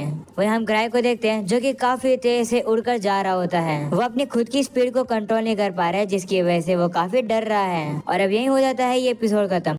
एपिसोड 3 की अब शुरुआत होती है, जहाँ पर हम लोग को फिर से पास्ट का सीन दिखाया जाता है, जहाँ पर हम लोग को पता चलता है कि ग्रेविंग सोल्स को कैपिटल में ऑपरेट करते हुए 1 हफ्ता हो चुका है। वहीं हम ल्यूक को देखते हैं जो कि काफी उदास होता है, क्योंकि उसकी जो लकड़ी वाली तलवार है वो टूट चुकी है। वो कह रहा होता है कि मुझे विश्वास ही नहीं हो रहा है कि मेरी अल्टीमेट डिवाइन सोर्ड टूट गई। जिस पर बाकी सभी उसे कहते हैं कि चिंता मत करो, ये वैसे भी एक लकड़ी की तलवार थी। वो लोग अब ये भी कहने लगते हैं कि हम लोगों ने एक्सपेक्ट नहीं किया था कि लेवल 1 के ट्रेजर वर्ल्ड में हम लोग को साइक्लो मिल जाएगा। वो कह रहे होते हैं कि साइक्लो काफी ताकतवर था और साइक्लोप कम से कम लेवल 4 का था। उन लोग की बात सुनकर एक बंदा वहाँ पर आ जाता है जो कि काफी ड्रिंक कर रहा होता है। उसे विश्वास ही नहीं हो रहा होता है कि उन सभी लोगों ने मिलकर साइक्लोप्स को हराया है। वो उसे कह रहा होता है कि तुम उसे देखकर भाग गए थे ना। तभी वो लड़कियां उन्हें एक बैग दिखाती है। तो वो बंदा जैसे उस बैग के अंदर देखता है वो काफी ज्यादा डर जाता है, क्योंकि उसके अंदर तो एक साइक्लोप की आंख थी। वो अब काफी ज्यादा डर जाता है और काफी जोर से चिल्लाने लगता है, जो देखकर सभी लोग अब उन्हीं की तरफ देखने लगते हैं। जो देखकर क्राई अब कहने लगता है, मैंने कहा था ना कि हम लोग को उसका सर नहीं लेकर आना चाहिए था। इसके बाद हम लोग को वापस से प्रेजेंट का सीन दिखाया जाता है, जहाँ पर हम लोग टीनो की पार्टी को देखते हैं जो कि उस फैंटम को हरा देती है। ऐसा करने में उन्हें काफी ज्यादा मेहनत लगती है। रूडा अब कहने लगती है कि मुझे लगा नहीं था कि ऐसी कोई चीज लेवल 3 के ट्रेजर वर्ल्ड में मिल जाएगी। वो सभी अब कहने लगते हैं कि ये फैंटम तो काफी ताकतवर था। तो टीनो उनसे कहती है कि कोई बात नहीं, अब मॉन्स्टर सिर्फ एक ही था, वहीं पर हम लोग ज्यादा हैं। तभी ग्रेग अब गिलबर्ट से कहते हैं कि तुमने अपनी तलवार से फायर का यूज क्यों नहीं किया। जिस पर वो कहते हैं कि मेरी तलवार के अंदर माना खत्म हो गया है, पर पता नहीं कैसे। तभी अब उसे याद आता है कि उसका सारा माना तो क्राई ने खत्म कर दिया था। गिलबर्ट अब कहता है कि उसके बाद से मैंने अपनी तलवार को चार्ज ही नहीं करा। जो सुनकर रूडा भी डर जाती है और कहती है कि इसका मतलब हम लोग को रिट्रीट कर लेना चाहिए। जिस पर ग्रेग भी कहता है, हाँ, ये कंडीशन देखकर मुझे तो लगता है कि जिन लोग को हम लोग रेस्क्यू करने आए हैं वो मारे जा चुके हैं, तो वापस चलते हैं। जिस पर टीनो कहती है, नहीं, अभी तक हम लोगों ने वॉल्ट के अंदर एंट्री नहीं करी है, इसलिए हम श्योर नहीं है। जो सुनकर ग्रेग कहता है कि लेकिन सबसे इम्पोर्टेंट चीज तो ये है कि हम लोग जिंदा बचे, है ना। अगर हम लोग को फिर से ऐसा एक पावरफुल फैंटम मिल गया तो हम लोग बचेंगे नहीं। तो टीनो अब उसे कहती है कि लगता है कि तुम अभी भी कंफ्यूज हो। हम लोग यहाँ पर मरे हुए लोगों को कलेक्ट करने के लिए नहीं आए हैं, वो लोग अभी भी जिंदा हैं, इसलिए हम लोग लेवल 8 की एक स्ट्रेटेजी को आजमाने वाले हैं। मुझे लगता है कि यही मास्टर चाहते हैं, और साथ में गिलबर्ट के जो तलवार का माना जो खत्म किया है उन्होंने, शायद से वो उनके प्लान का ही एक पार्ट है। उन्होंने ये जानबूझकर किया होगा जिससे कि हम लोग रैलिस के ऊपर ज्यादा निर्भर ना हो। अगले सी में वो लोग अब उसे डैन के पास पहुंच जाते हैं, जहाँ पर वो लोग देखते हैं कि उन फैंटम्स के पास तो बो और गन्स होती हैं। जो देखकर टीनो कहती है कि तो सिल्वर मून वुल्फ मॉन्स्टर्स हैं, और क्योंकि ये लोग इतने बड़े हैं ये डैन के अंदर इतना इजीली मूव नहीं कर पाएंगे। जो सुनकर गिलबर्ट कहता है कि इसका मतलब अंदर जाकर इनसे लड़ना इजी रहेगा। ऐसी बात है तो मैं अंदर जाकर इनकी बो और गन्स को हटाता हूँ, जिससे बाकियों से लड़ना भी इजी हो जाएगा। वो अब जाने वाला होता है, पर तभी टीनो उसे रोक देती है और कहती है कि क्या तुम बेवकूफ हो। इस पर गिलबर्ट कहते हैं, नहीं, बिना माना के भी मेरी तलवार काफी ज्यादा ताकतवर है। तो टीनो से कहती है कि जल्दबाजी मत करो, एक लीडर होने के तौर पर मेरी ड्यूटी है तुम सभी लोगों को जिंदा छोड़ना। इस समय पर मास्टर मुझ पर भरोसा कर रहे हैं और ये देखना चाहते हैं कि मैं लीडर बनने के काबिल हूँ या नहीं, इसलिए मैं अपनी टीम के सभी मेंबर्स को सेफली वापस लेकर जाऊंगी। मैं और रोड़ा थोड़े से फास्ट है, इसलिए हम लोग दुश्मनों का ध्यान अपने ऊपर भटकाएंगे, और फिर तुम दोनों जाकर उन मॉन्स्टर्स के पीछे से जाकर उनके ऊपर हमला करके उन्हें खत्म कर देना। अगर हम उनके करीब चले जाएंगे तो उनके जो रेंज वेपन है वो हमारा कुछ नहीं बिगाड़ पाएंगे। अगर चीजें खतरनाक हो भी जाएगी तो हम किसी को भी सेक्रीफाइस नहीं होने देंगे। दूसरी तरफ हमें क्राई को ही दिखाया जाता है जो कि इस तरफ आ रहा होता है, और वो कह रहा होता है कि काश टीनो जिंदा रहे, मुझे से कोई फर्क नहीं पड़ता अगर वो अपने बाकी मेंबर्स को सेक्रीफाइस कर दे तो। अगले सीन में हमें टीनो की पार्टी को दिखाया जाता है जो कि आकर उन फैंटम से लड़ने लगते हैं, और अब वो एक साथ मिलकर उन्हें हरा भी रहे होते हैं। जो देखकर टीनो कह रही होती है कि दुश्मनों के जो स्किल्स है वो काफी ज्यादा पावरफुल है, पर हम सभी लोगों के पास टीम वर्क है जो कि हमारे काफी काम आ रहा है, कि दुश्मनों के पास टीम वर्क की कमी है। हम अब देखते हैं कि वो लोग उन फैंटम्स को हरा रहे होते हैं। तभी हम देखते हैं कि वहाँ पर और भी फैंटम्स आ जाते हैं और अब उनसे भी लड़ने के लिए चले जाते हैं। जो देखकर टीनो कह रही होती है कि हमारी जो पार्टी का लाइनअप है वो इतना भी ज्यादा बुरा नहीं है। भले गिलबर्ट कितनी बड़ी बड़ी बातें करता हो, पर फिर भी वो थोड़ा बहुत ताकतवर है। वहीं ग्रेग के पास काफी एक्सपीरियंस है और वो दूसरे के साथ काफी अच्छे से कोऑर्डिनेट कर रहा है। रही बात रूडा की, वो इतनी भी ज्यादा फ्लैशी चीजें नहीं कर रही है, पर फिर भी वो एक थीफ है और दुश्मनों को लोकेट करने में वो एक्सपर्ट है। अगर रूडा यहाँ नहीं होती तो मैं अच्छे से नहीं लड़ पाती। और फैंटम्स को हराने के बाद टीनो अब कहती है कि सारी डिटेल कैलकुलेटेड है, मास्टर ने बिल्कुल सही टीम डिसाइड करी है। वो अब कहने लगती है कि मास्टर तो एक भगवान है। दूसरी तरफ हमें गिलबर्ट को भी दिखाया जाता है जो कि दुश्मनों से लड़ रहा होता है, और अब वो याद करते हैं कि किस तरीके से उसके जो पुराने टीम मेंबर्स थे वो उसके साथ कीप अप नहीं कर पा रहे थे। जो देखकर गिलबर्ट उनकी टीम को लेफ्ट कर देता है क्योंकि उन लोग के बीच में काफी बड़ा डिफरेंस था। गिलबर्ट उन लोगों से ज्यादा ताकतवर था, इसलिए वो उन लोग की पार्टी को लीव कर देता है। अभी गिलबर्ट अब कह रहा होता है कि उस समय पर मैं काफी गुस्से से भरा हुआ था, पर अब मुझे समझ आया कि मेरे टीम मेंबर्स काफी ज्यादा डेस्परेट थे, मैंने उनकी फीलिंग्स को समझा ही नहीं। गिलबर्ट को लड़ने में थोड़ी दिक्कत हो रही होती है तो अब ग्रेग आकर उसकी मदद करता है, जो देखकर वो काफी शॉक हो जाता है और कहने लगता है कि मुझे पता नहीं था कि टीम के साथ लड़ना इतना ज्यादा अच्छा होता है, ये काफी अच्छी फीलिंग होती है। ऐसा बोलने के बाद वो जाकर एक फैंटम को हरा देता है, जो देखकर ग्रेग भी अब उसकी तारीफ करता है। इसके बाद वो लोग आगे थोड़ा सा और जाते हैं और देखते हैं कि आगे की जो जगह होती है वो थोड़ी सी खुली है। तभी टीनो वहाँ पर सेंस करती है कि आसपास से काफी बड़ा बॉस है, जो सुनकर ग्रेग अब कहता है कि क्या हम लोग को यहाँ से भाग जाना चाहिए, जिस पर टीनो कहती है कि हम लोग यहाँ पर बिना किसी चोट के पहुँच चुके हैं तो शायद से हम लोग बॉस को हरा पाएंगे। ग्रेग तुम एक काफी बड़े बंदे हो, तुम्हें इतना डरपोक बनने की जरूरत नहीं है, अगर तुम ऐसे ही मिशन करोगे तभी तुम ग्रो कर पाओगे। जो सुनकर ग्रेग अब उसे कहता है कि हाँ तुम सही कह रहे हो। वह बताने लगता है कि एक बार जब हंटर लेवल 4 पर पहुंच जाता है तो वो आराम से कम लेवल के ट्रेजर वोल्ट को कंप्लीट करके पैसे कमा सकता है, पर जब भी मुझे लगता है कि मैं नहीं जीत सकता हूँ तो मैं दुश्मनों से लड़ने से भाग जाता हूँ। ऐसा इस वजह से क्योंकि मैंने अपने काफी दोस्तों को मरा हुआ देखा है। तो टीना उसे कहती है कि इतना होने के बावजूद भी तुम फर्स्ट स्टेप को अप्रोच कर रहे हो क्योंकि तुम बदलना चाहते हो, है ना? जिस पर ग्रेग कहता है हाँ। तो टीना उससे कहती है कि इसी वजह से मास्टर ने तुम्हें इस पार्टी में रखा है, वरना सोचो वो तुम्हें चूज ही क्यों करेंगे जबकि वो तुम्हें जानते तक नहीं है। वो अब उन तीनों से कहने लगती है कि मास्टर तुम तीनों को बचाना चाहते हैं, इसलिए मास्टर भगवान है, उन्होंने रैंडमली लोगों को इस पार्टी में नहीं रखा है, इन सब के पीछे एक पर्पस है। मास्टर ने काफी कैलकुलेशन करी है और ये सब कुछ उनका प्लान है। ये सुनकर रूडा कहती है कि तो फिर उन्होंने मुझे क्यों चुना है? तो टीनो भी थोड़ी सी सोच में पड़ जाती है और वो कहती है कि शायद से इस वजह से क्योंकि तुम्हारी चेस्ट काफी बड़ी है। जो सुनकर रूडा कहती है कि ये क्या बात है, जिस पर टीनो कहती है कि बाद में बात करेंगे, अभी चलकर बॉस को हराते हैं। जिसके बाद वो लोग भी उसके पीछे चले जाते हैं। तो इसी तरफ वापस से हम लोग को क्राई को दिखाया जाता है, जो कि कह रहा होता है कि मुझे टीनो कहीं मिल ही नहीं रही है, कहीं मैं लेट तो नहीं हो गया। वो अब कहने लगता है कि ये जो रैलिक है ये काफी ज्यादा तेज है, मैं इसे रोक भी नहीं पा रहा हूँ, आखिर इसके क्रिएटर ने इसके अंदर ब्रेक क्यों नहीं लगाए? क्राई की स्पीड अब काफी ज्यादा तेज होती है, वो सीधा ही इस डैन के अंदर पहुंच जाता है और दीवारों से इधर उधर टकराने लगता है। दूसरी तरफ हम लोग को टीनो की पार्टी को दिखाया जाता है जिनके सामने बॉस होता है। उसे देखकर वो कह रहे होते हैं कि ये तो काफी बड़ा है। वो अब उन सभी लोग के ऊपर हमला करते हैं, जो देखकर उन सभी लोग को वहाँ से भागना पड़ता है। वो लोग अब सोचने लगते हैं कि ये बॉस तो काफी ज्यादा ताकतवर है, क्या हम लोग को यहाँ से रिट्रीट कर लेना चाहिए? तभी टीनो सोचती है कि इस बॉस ने कोई हेलमेट नहीं पहन रखा है, इसका मतलब इसका वीक पॉइंट वही है। ये मास्टर के 1000 ट्रायल में से एक है, मैं इसे पार करके रहूंगी। अब सभी लोगों से कहती है कि इसका ध्यान भटकाओ, इसके ऊपर मैं हमला करूंगी। जो सुनकर सभी भी मान जाते हैं और अब उसका ध्यान भटकाने लगते हैं। वही ग्रेग अब उसके ऊपर जैसे तलवार मारता है, वो मोस्टर अब उसे पीछे गिरा देता है। दूसरी तरफ टीनो को दिखाया जाता है जो कि उस मोस्टर के अटैक से बिना डरे बचकर आगे बढ़ रही होती है। इस चीज को देखकर रूडा भी काफी इम्प्रेस होती है और कहती है कि ये बिना डरे कर रही है। वो मोस्टर अब ग्रेग के तलवार के ऊपर हमला करके उसकी तलवार तोड़ देता है और अब वो मोस्टर उसके ऊपर हमला कर देता है, जो देखकर रूडा जल्दी से उसके पास जाती है और ग्रेग को साइड में कर देती है। इसी वजह से अब उस मोस्टर का ध्यान भटक जाता है, जो देखकर टीनो अब उसके ऊपर हमला करने के लिए चली जाती है, पर मोस्टर भी उसके ऊपर हल्का सा हमला करता है, जिसकी वजह से टीनो के पैर में चोट लग जाती है। पर फिर भी वो हार नहीं मानती है, वो उसके ऊपर अपनी तलवार से हमला करके उसे खत्म कर देती है। उसके बाद वो कहती है कि हम जीत गए। तभी रूडा उसके पास पहुंचती है और कहती है कि तुम्हारे पैर पर तो चोट लगी है, जिस पर वो कहती है चिंता मत करो, मेरे पास एक पोशन है। ऐसा बोलने के बाद वो पोशन को अपने पैर पर फेंक लेती है, जिससे कि उसकी चोट थोड़ी सी हील हो जाती है।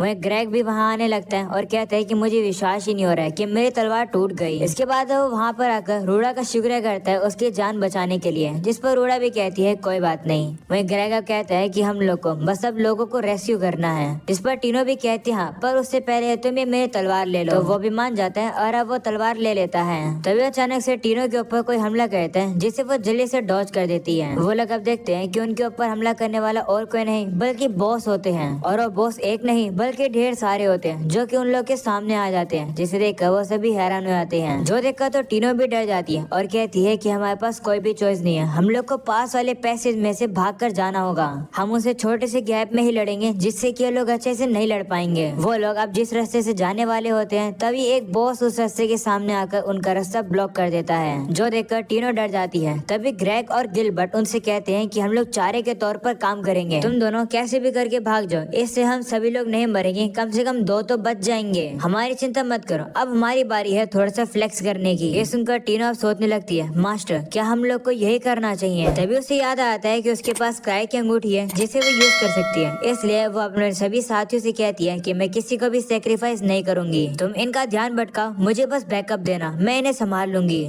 तो सभी लोग भी मान जाते हैं और अब वो लोग भी जाकर उन बॉसेस से लड़ने लगते हैं। रूडा अब एक मॉन्स्टर की आंखों के ऊपर हमला करके उसकी आंखें बंद करवा देती है। वह टीनो अब याद करने लगती है कि किस तरीके से उसने अपने मास्टर की अंगूठी को यूज किया था एक टारगेट को खत्म करने के लिए। वो सब कुछ ट्रेनिंग में कर रही होती है। उसकी ट्रेनिंग देखकर क्राई भी उसकी तारीफ करता है और कहता है कि तुमने काफी अच्छा किया। सीरा वापस से प्रेजेंट का आता है जहाँ पर टीनो अब उसे अंगूठी का यूज करके एक बॉस की आंखों में काफी ज्यादा दर्द कर देती है, जिससे कि अब वो देख ही नहीं पा रहा होता है और अब उसके हाथ से उसकी तलवार भी गिर जाती है। ये देखकर गिलबर्ट सोचता है कि इसके ऊपर अभी हमला करना चाहिए। ऐसा बोलने के बाद अब वो उसके ऊपर हमला करने के लिए जा ही रहा होता है, पर टीनो उसे रोकने की कोशिश करती है, पर तभी काफी लेट हो जाता है। वो मॉन्स्टर उसके ऊपर हमला करता है, जिसकी वजह से वो जाकर सीधा दीवार पर भिड़ता है और अब उसे काफी चोट लग जाती है। टीनो भी अब उसके पास पहुंच जाती है, जिसे देखकर गिलबर्ट कहता है कि माफ कर दो, जिस पर टीनो से कहती है कोई बात नहीं, तुमने कोई भी गलती नहीं करी है, मेरे डायरेक्शन ही गलत थे। तभी हम देखते हैं कि वो सारे बॉसेस अब उन लोग के पास पहुंच जाते हैं, जो देखकर टीनो और गिलबर्ट को लगने लगता है कि वो लोग तो अब मारे जाएंगे। वो मॉन्स्टर अब उनके ऊपर हमला करने वाले होते हैं, पर तभी बचाने से उनसे कोई चीज आकर टकरा जाती है, जिसकी वजह से मॉन्स्टर अब साइड में गिर जाते हैं। हमें पता चलता है कि वो चीज और कोई नहीं बल्कि क्राई होता है, जो कि टीनो से कहता है कि मैंने तुम्हें ढूंढ लिया। टीनो भी उसे देखकर काफी खुश हो जाती है।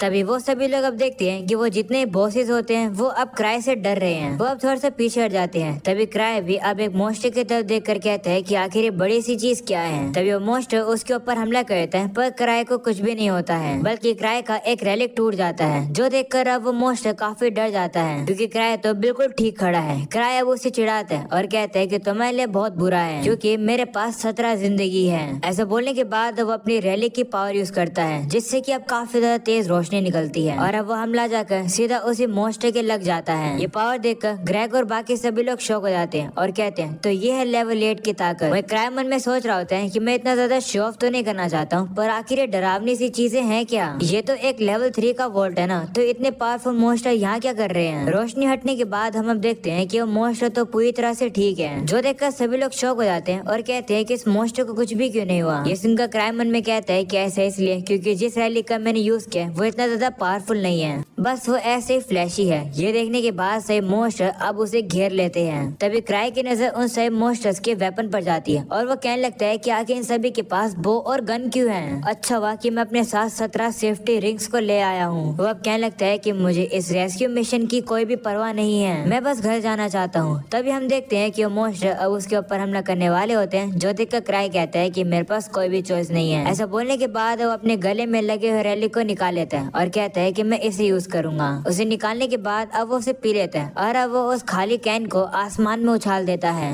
और अब वो उसे एक्टिवेट कर देता है, जिससे कि वो कैन अब ब्लास्ट कर देती है, जिसकी वजह से सही मॉन्स्टर अब कुछ भी नहीं देख पा रहे होते हैं। जो देखकर क्राई अब टीनो और बाकी सभी लोगों से कहता है कि यही मौका है, भाग चलो। जो सुनकर सभी लोग अब क्राई के साथ भागने लगते हैं। वहीं टीनो थोड़ा सा धीरे धीरे दौड़ रही होती है, जो देखकर गिलबर्ट कहते हैं कि अगर ऐसे भागोगी तो मॉन्स्टर हमें पकड़ लेंगे। तो रूडा उसे कहती है कि तुम बेवकूफ हो क्या, उसे चोट लगी है इसलिए वो तेज नहीं दौड़ सकती है। क्राई भी जान पूछ के हमारे पीछे इसलिए धीरे दौड़ रहा है जिससे कि मॉन्स्टर हमसे दूर रहे। ये सुनकर क्राई मन में कहने लगता है कि मैं कब धीरे दौड़ रहा हूँ, मैं तो अपनी पूरी ताकत से दौड़ रहा हूँ। इस बात के बारे में तो टीनो को पता ही नहीं होता है। वो कह रही होती है कि मास्टर कितने ज्यादा दयालु है, वो मेरे लिए इतना धीरे दौड़ रहे हैं। जब मैं पहली बार उनसे मिली थी तब भी वो इतने ही दयालु थे।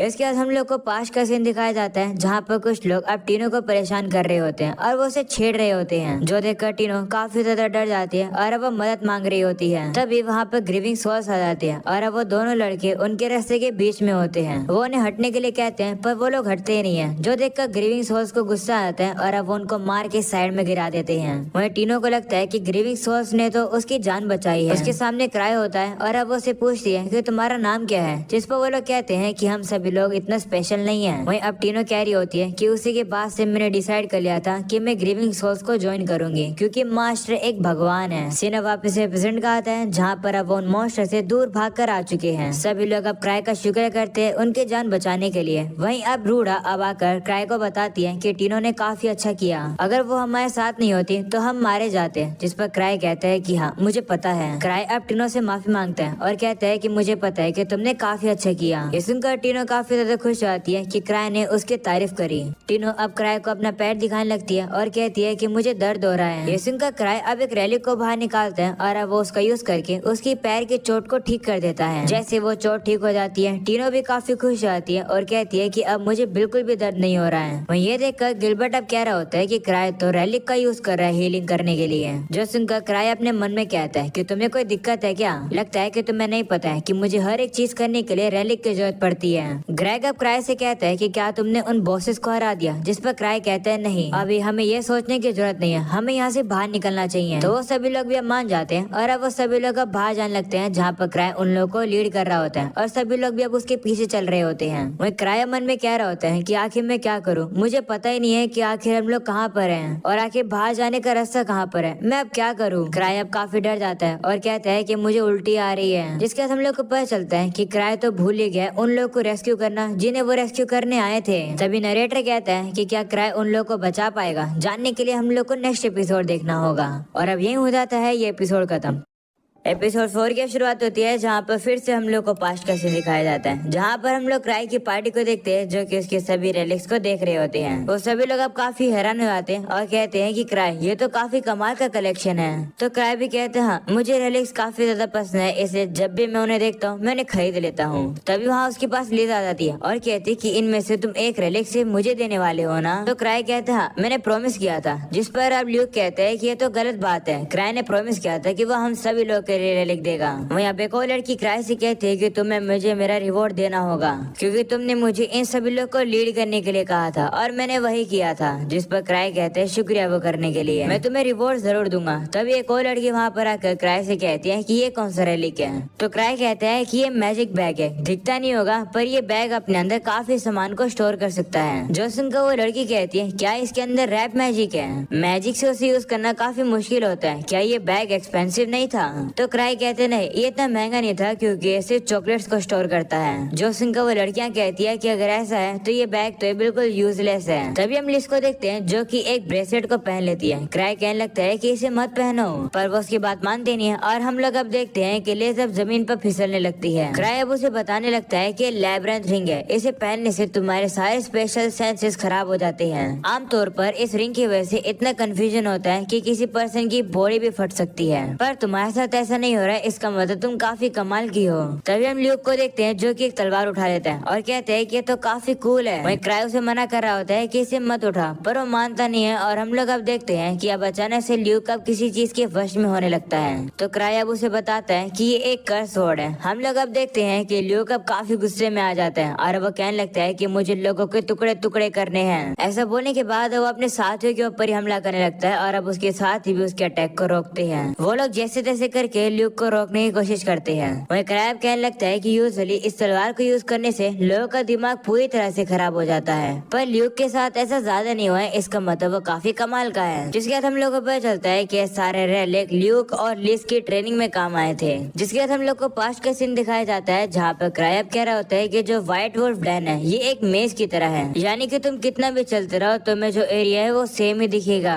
तो आखिर तुम्हें पता ही नहीं चलेगा कि आखिर तुम जा कहाँ पर रहे हो और आखिरकार मैं इन सभी लोगों को लीड क्यों कर रहा हूँ। चीफ तो टीनो और रूडा है, उन लोगों को लीड करना चाहिए। ये सोचकर क्राई पीछे मुड़ता है और सभी लोग भी पीछे मुड़ने लगते हैं। वहीं क्राई को अब लगता है कि टीनो उसकी तरफ जानबूझकर नहीं देख रही है, इसलिए वो अब काफी दुखी हो जाता है और सोचने लगता है कि क्या टीनो मुझे हेट करने लगी है? क्या वो ये सोच रही है कि मैं मर जाऊं? पहले तो वो मुझे काफी लाइक किया करती थी, शायद मुझे उससे माफी मांग लेनी चाहिए थी। तभी गिलबर्ट अब क्राई से कहने लगता है कि माफ करना, पर अगर ये सब कुछ तुम्हारे प्लान के अकॉर्डिंग है तो आखिर हम लोग जा कहाँ रहे हैं? तो क्राई कहते हैं एग्जिट की तरफ। क्राई मन में कहता है कि एग्जिट और कहाँ पर होगी, मुझे पता तो नहीं है कि ये रास्ता सही है या नहीं। तभी टीना अब गिलबर्ट से कहती है कि मास्टर के प्लान को फिगर आउट करना ही हमारी ट्रेनिंग का पार्ट है। वैसे इतनी देर से हम लोग एग्जिट के अपोजिट जा रहे हैं। जो सुनकर क्राई और बाकी सभी हैरान हो जाते हैं। टीना अब कहने लगती है कि यहाँ पर आने से पहले मैंने मैप चेक किया था, इसलिए मुझे जगह का थोड़ा बहुत लेआउट पता है और अगर हम लोग इस रास्ते पर चलते रहेंगे तो हम लोग एग्जिट पर कभी पहुँच ही नहीं पाएंगे। अगर हम लोग को वापस जाना करना होगा तो हम लोग को वापस से बॉस चैम्बर में जाना पड़ेगा। ये सुनकर क्राई भी काफी शौक हो जाता है और कहते हैं कि मुझे तो इन सब के बारे में पता नहीं था। इसका मतलब जो थोड़े समय पहले वो मॉन्स्टर्स थे वो बॉसेस थे, तभी पता चला कि आखिर वो इतने ताकतवर क्यों थे।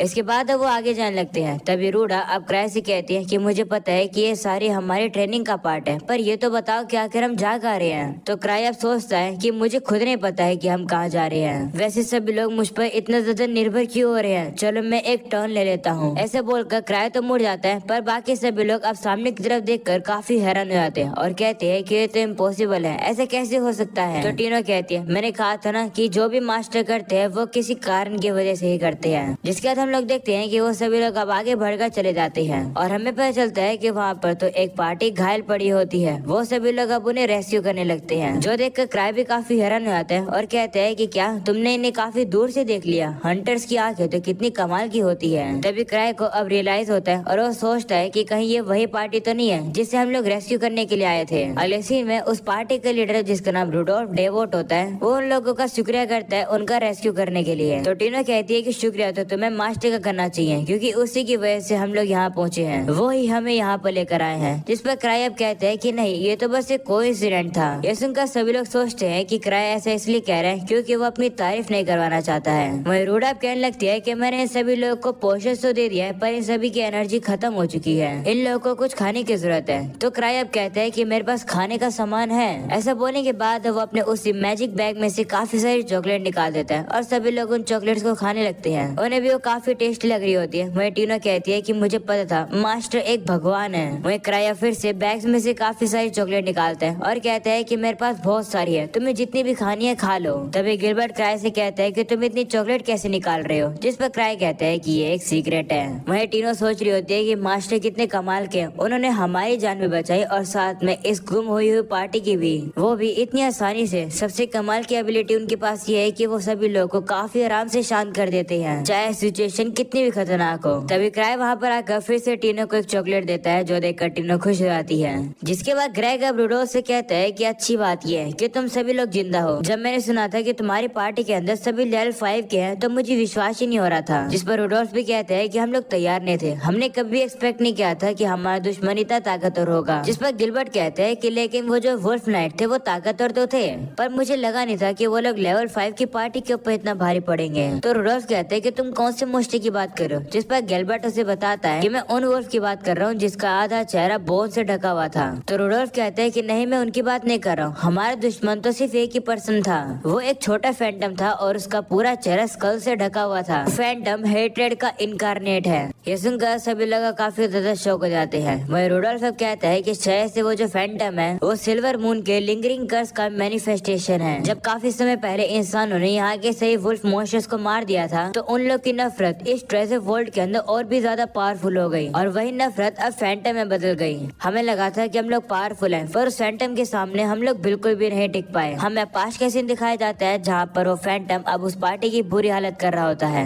वही रूडोल्फ भी उससे लड़ने के लिए जाता है पर फैंटम उसकी भी काफी बुरी हालत कर देता है। रूडोल्फ अब कहता है कि वो फैंटम काफी ज्यादा पावरफुल है, शायद से वो 1000 स्वॉर्ड्स के लेवल का है। ये सुनकर सभी हैरान हो जाते हैं और कहते हैं क्या तुमने 1000 स्वॉर्ड्स कहा, वो बंदा तो कैपिटल का सबसे ताकतवर स्वॉर्ड्समैन है। यही सुनकर क्राया सोचता है 1000 स्वॉर्ड्स, क्योंकि वो स्वॉर्ड शेड्स का अप्रेंटिस है तो उसे अपने तलवारबाजी में काफी अच्छे से एजुकेशन मिली है। और वो बंदा और कोई नहीं बल्कि मेरा चाइल्डहुड फ्रेंड है और ग्रीवर्स का एक मेंबर है और उसका नाम ल्यूक है। उसने सारे स्वॉर्ड फाइटिंग स्टाइल्स को सीख रखा है, वो लकड़ी की तलवार से भी लोगों को काट सकता है। क्राया कहने लगता है कि यहाँ पर जो फैंटम की ये लोग बात कर रहे हैं वो लगता है काफी ताकतवर है। कह रहे हैं कि ये 1000 स्वॉर्ड से भी ज्यादा ताकतवर है, ये तो पागलपन है, क्योंकि अगर ऐसा फैंटम एग्जिस्ट भी करता तो ल्यूक कब का आकर यहाँ पर उस फैंटम को मार जाता। पर मुझे लगता कि टीनो उस फैंटम को हरा सकती है, मुझे आर के आने का ही वेट करना चाहिए था। वही रूडोल्फ अब कहते हैं कि उस फैंटम ने हमें जिंदा छोड़ दिया, शायद से उसे लगा होगा कि हम उसके लिए काफी कमजोर हैं, अगली बार वो हमें जरूर मार देगा। जो सुनकर रूडा क्राई से कहती है कि अब हम लोग क्या करें। तो क्राया मन में सोचता है कि मुझे क्या पता। जिसके बाद वो कहने लगता है कि हमारा सबसे बेस्ट ऑप्शन ये रहेगा कि उस फैंटम से आने से पहले हम लोग यहाँ से चले जाएं। पर इस बार हमारी लीडर टीनो होगी और हम लोग उसके ऑर्डर्स मानेंगे। जो सुनकर टीनो अब क्राई से कहती है कि लेकिन मास्टर आपके कंपेयर में तो मैं कुछ भी नहीं हूँ, मैं ये कैसे कर सकता हूँ। जिस पर क्राई कहता है कि ये तुम्हारी ट्रेनिंग है, वैसे भी अगर नौबत आई तो मैं तुम्हारी मदद करूंगा ना। क्राई मन में कहते हैं कि प्लीज टीनो इस मिशन के लीडर बन जाओ, क्योंकि मेरे लिए तो ये मिशन काफी ज्यादा डरावना है। वही टीनो भी अब मान जाती है और अब वो भी कहती है ठीक है, मुझे भी लगता है कि हम लोग को यहाँ से जल्दी निकलना चाहिए। तो क्राई कहता है रास्ता दिखाओ फिर। तो टीनो भी मान जाती है और कहती है कि अब मेरे पैरों का दर्द भी ठीक हो चुका है, तो मैं काफी तेजी से भाग पाऊंगी। तो क्राई कहते हैं कि लेकिन जिन लोगों को हमने रेस्क्यू किया है वो इंजर्ड है, वो ज्यादा तेज नहीं भाग पाएंगे, इसलिए धीरे भागना। तो टीनो भी कहती है ठीक है, माफ करना, मैं ये तो भूल ही गई थी। वही क्राई मन में कहता है कि असली बात तो ये है कि ज्यादा तेज मैं नहीं भाग सकता हूँ। जिसके बाद वो लोग आगे आ जाते हैं, जहाँ पर टीनो कहती है कि जैसे हम लोग इस एरिया को पार करेंगे हम लोग एग्जिट के पास पहुँच जाएंगे। तभी रूडोल्फ अब कहने लगता है कि सब की वजह से मुझे माफ कर दो, अगर वो फैंटम यहाँ पर आ जाता है तो तुम मुझे एक शील्ड की तरह यूज कर लेना, जिससे तुम्हें भागने का थोड़ा सा समय मिल जाएगा, इसलिए प्लीज तुम मेरे कंपेनियंस को सेफली यहाँ से लेकर चले जाना। जिस पर टीनो कहती है नहीं, मैं किसी को मरने नहीं दूंगी, और तो और जब तक हमारे साथ मास्टर है कोई भी मरेगा नहीं, हम लोग सेफली बाहर निकलेंगे। ये सुनकर रूडोल्फ खुश होता है और वो क्राई का शुक्रिया करता है, जिस पर क्राई कहता है कोई बात नहीं। वही क्राई मन में कहने लगता है कि टीनो को तो मुझ पर काफी ज्यादा कॉन्फिडेंस है, अगर यहाँ पर सिर्फ टीनो ही होती तो मैं उसे उठाकर कब का एस्केप कर चुका होता, पर क्योंकि यहाँ पर इतने सारे लोग हैं मैं ऐसा कर नहीं सकता हूँ। तभी रूडोल्फ का साथी कहते हैं कि मुझे शील्ड की तरह यूज कर लो, क्योंकि मेरे ही फायदे के लिए रूडोल्फ ने ये मिशन लिया था। जिस पर रूडोल्फ उससे कहते हैं कैसे मत कहो। ये सब सुनकर क्राई कहता है कि जो कुछ भी तुम्हें कहना है यहाँ से बाहर निकलने के बाद कहना,